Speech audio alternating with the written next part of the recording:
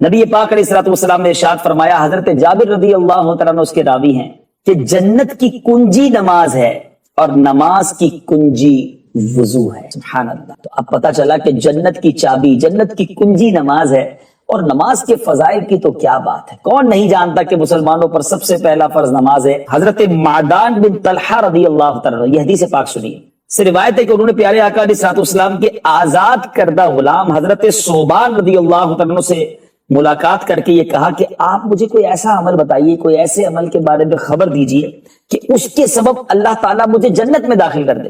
وہ خاموش رہے، کہتے پھر میں نے وہی سوال کیا، تیسری بار جب میں نے سوال کیا تو انہوں نے کہا کہ میں نے یہی سوال نبی پاک علیہ الصلوۃ والسلام سے کیا تھا۔ تو پیارے آقا علیہ الصلوۃ والسلام نے فرمایا کہ تم اللہ عز و جل کے لیے بکثرت سجدوں کو لازم پکڑ لو، کیونکہ جب بھی تم اللہ تبارک و تعالیٰ کے لیے کوئی سجدہ کرو گے، اللہ تعالیٰ اس کے سبب تمہارا ایک درجہ بلند فرما دے گا، تمہارے ایک گناہ کو مٹا دے گا۔ حضرت معدان رضی اللہ تعالیٰ عنہ نے کہا کہ اس کے بعد میں نے حضرت ابو دردہ رضی اللہ تعالیٰ عنہ سے ملاقات کر کے یہی سوال کیا کہ جنت میں لے جانے والا کوئی عمل بتائیں، تو انہوں نے بھی مجھ سے حضرت ثوبان رضی اللہ تعالیٰ عنہ نے جو قول فرمایا ویسا ہی کہا، اسی کے مطابق کہا۔ گویا کثرت سے سجدے کرنا، سبحان اللہ، یہ اللہ نے چاہا مغفرت کا سبب بن جایا کر۔ اللہ کے حبیب صلی اللہ تعالیٰ علیہ وسلم ارشاد فرماتے ہیں، جو نماز عصر چھوڑ دے اس کے عمل ضبط ہو گئے۔ نماز عصر کا تو اور زیادہ احتیاط ہے، مگر آج بہت سو کی نماز عصر قضا ہو جاتی ہے۔ ایک نماز بھی قضا نہ ہو، یہ ایک مسلمان کے لیے بہت ضروری ہے۔ حاضری کے آداب ہے مزارات اولیاء پر، اس میں لکھا کتابوں میں کہ اگر کسی بزرگ کی بارگاہ میں جانا ہے تو پہلے 2 رکعت نفل ادا کرے، اور اس کے بعد ان کی بارگاہ میں جائے تو انشاءاللہ اور برکتیں ملیں گی، اور اس نفل کا ثواب بھی ان کو ایصال کر دے اگر مکروہ وقت نہ ہو۔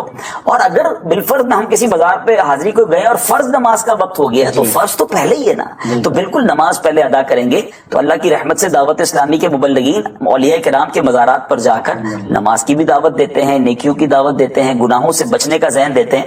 ہماری خواجہ صاحب کے مزار پر حاضری ہوئی، ایک بڑا ارمان تھا میرا زندگی کا کہ میں خواجہ صاحب کا عرس جو ہے وہ اجمیر میں دیکھوں، تو بڑا کرم اور میری حاضری ہوئی۔ تو وہاں مجھے جب بیان کرنے کی سعادت ملی تو اس اجتماع میں ہم نے یہی عرض کیا، دنیا بھر سے عاشقان رسول خواجہ کے دربار میں آتے ہیں کہ خواجہ کے چاہنے والوں اجمیر تک تو آ گئے ہو، مگر اجمیر آ کر بھی نمازی نہ بنے۔ خواجہ صاحب تو نماز اور دین کی دعوت دیتے رہے نا، اگر خواجہ صاحب سے محبت ہے تو پہلی محبت تو ہماری نماز سے ہونی چاہیے۔ خواجہ صاحب نے ہمیں سنتوں پر عمل کرنے کی تلقین دی، تو دنیا بھر کے عاشقان رسول جو اولیاء کرام کے عاشق ہیں، جو مزارات اولیاء پر جاتے ہیں، تو ہم بالکل مزارات اولیاء پر جائیں، مگر سیرت اولیاء پر عمل بھی کریں اور اپنی اصلاح کا سامان بھی کریں۔ ہوتی ہے تو شیطان کئی میل دور بھاگ جاتا ہے اور نماز تو اس کی ناک رگڑوا دیتی ہے، مگر ایسا بدبخت جو نماز اور اذان سے اتنی تکلیف محسوس کرتا ہو، اس نے ایک بار ایک بزرگ ہستی کو نماز کے لیے جگایا۔ جی ہاں ناظرین، بڑا یونیک واقعہ ہے، اور یہ واقعہ ہے سیدنا امیر معاویہ رضی اللہ تعالیٰ عنہ۔ ایک بار آپ آرام کر رہے تھے، فجر کا وقت ہوا تو کسی نے آپ کو جگایا، آپ اٹھے اور آپ نے دیکھا کہ کوئی نظر نہیں آ رہا، تو آپ نے پوچھا کون ہے جس نے مجھے جگایا؟ تو آواز آئی کہ میں شیطان ہوں۔ تو آپ نے کہا اے بدبخت، تیرا کام تو نماز قضا کروانا ہے، تیرا کام تو اللہ رسول کے کاموں سے دور کرنا ہے، تو نے مجھے نماز کے لیے کیسے جگایا؟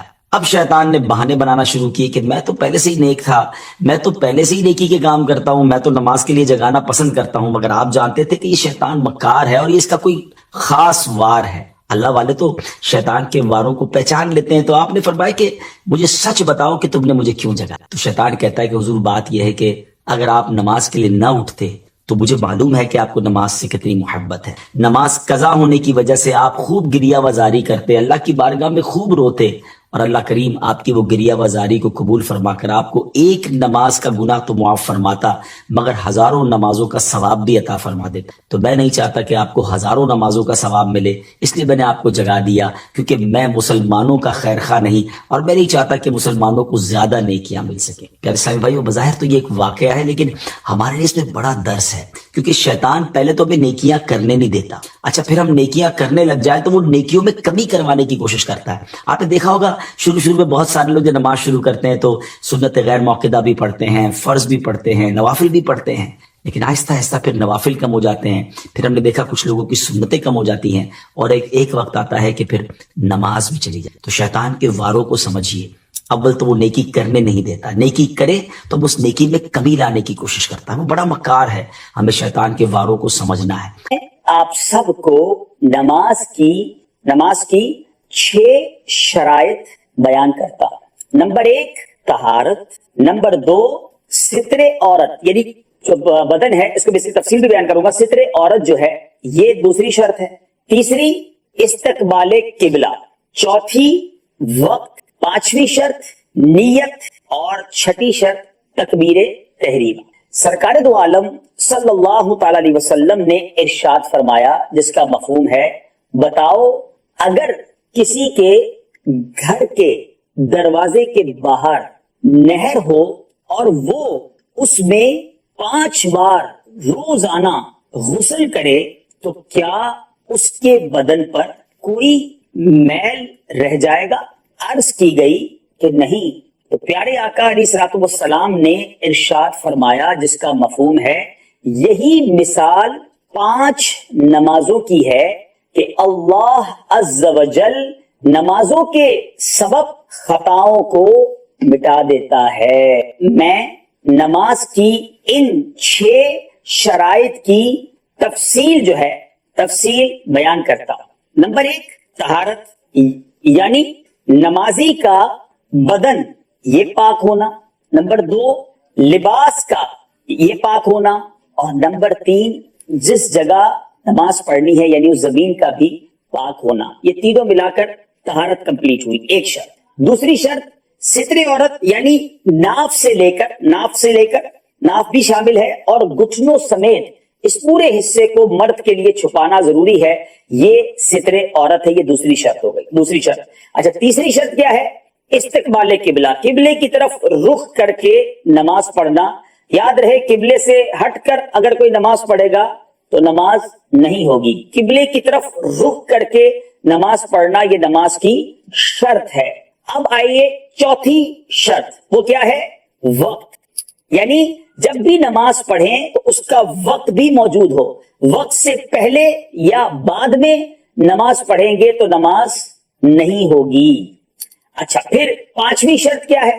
وہ ہے نیت، دل میں پکا ارادہ ہو، یہ ضروری ہے، اور یہ نماز کی نیت پانچویں شرط۔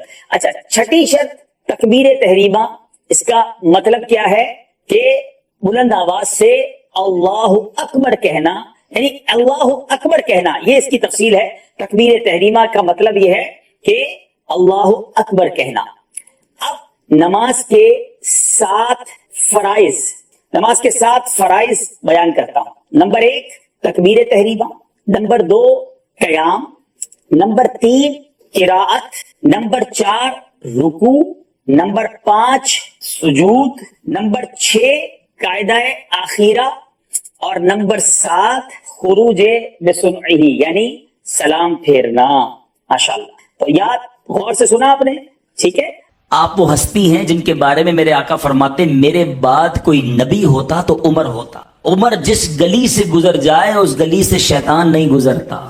ایسا مرتبہ آقا علیہ الصلوۃ والسلام نے اپنی زبان حق ترجمان سے دنیا میں جنت کی بشارت دے دی ہے۔ جب آپ پر قاتلانہ حملہ ہوتا ہے، آپ زخموں سے چور چور ہیں، آپ ڈاکٹرز جو ہیں میری بات انڈرسٹینڈ کریں گے، جب بندہ انکانشیس ہو، بہت زیادہ بلیڈنگ ہو جائے، بڑا وہ کمزور فیل کرتا ہے اپنے آپ کو۔ حضرت عمر نڈھال ہیں، انکانشیس ہیں۔ اب صحابہ مشورہ کر رہے ہیں کہ آپ کو بیدار کیسے کیا جائے، کیسے؟ آج تو آپ کے پاس بہت سارے پروسیجر ہیں نا۔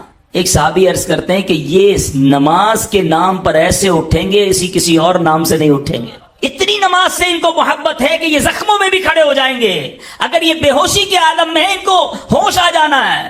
حضرت عمر کے پاس ایک شخص کھڑے ہو کر عرض کرتے ہیں، اے امیر المومنین نماز، یا امیر المومنین نماز۔ سیدنا امیر المومنین اس حالت میں کھڑے ہو گئے اور آپ نے زخموں کی حالت میں بھی نماز ادا کی، اور وہ تاریخی جملہ ارشاد فرمایا، اللہ عز و جل کی قسم، جو نماز ترک کرے اس کا اسلام میں کوئی حصہ نہیں۔ وہ زخموں میں کھڑے ہو کر نماز پڑھے، ہم صحت مندی میں نماز نہ پڑھے۔ یار آج سر میں درد ہے، کل سے پڑھ لوں، بس اگلے جمعے سے پکی نماز پڑھنی ہے۔ توبہ توبہ توبہ۔ ایک طرف اپنے آپ کو ہم کہتے ہیں صحابہ کا نوکر، صحابہ کا غلام۔ صحابہ کی زندگی کیا میسج دے رہی ہے؟ Each and every aspect of the life of صحابہ ان اہل بیت اطہار، یہ ہمیں میسج دے رہے ہیں کہ کسی حالت میں نماز قضا نہیں کرنی۔ آپ نے حضرت عمر کی سیرت سنی نا، کربلا والوں، پنجتن پاک کے ہم غلام کہلاتے ہیں، نیاز مناتے ہیں، ان کی بالکل کرنا چاہیے۔